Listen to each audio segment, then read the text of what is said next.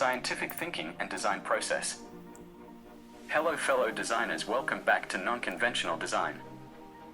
Today, we explore how the scientific approach can fundamentally empower our design processes. We often hear about design as a creative and intuitive act. But embedding scientific thinking into our methodology opens an entirely new dimension of control, precision, and evolution. When we talk about a scientific approach, we inevitably arrive at two classic methods: induction and deduction. Induction is the process of observing specific cases and deriving general rules from them. Deduction, on the other hand, takes general rules and applies them to predict or shape specific outcomes. Both are essential tools, not just in science, but also in design, especially when we move into parametric and non-conventional territories. Let's take a simple example to make this clear. Imagine I observe a cylinder where the height is exactly 3 times the radius. From this observation, I could ask myself, is this a general rule for all cylinders? This is induction, deriving a broader principle based on what I have seen. Now, flipping the process, if I decide upfront that every cylinder I design will have a height-to-radius ratio of 3:1, and then systematically generate different cylinders under this constraint, this is deduction. I start with a rule and test how it shapes my specific outcomes. And it doesn't stop there.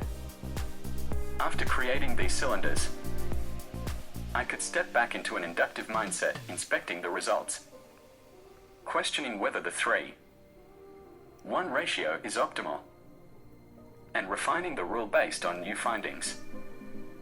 This back and forth, deduction leading to creation, induction leading to refinement, is a dynamic cycle at the heart of evolving, intelligent design processes. But how does this relate to parametric design and non-conventional approaches? Parametric design is, at its core, the coding of relationships between variables. It allows us to embed these scientific cycles directly into our design workflow.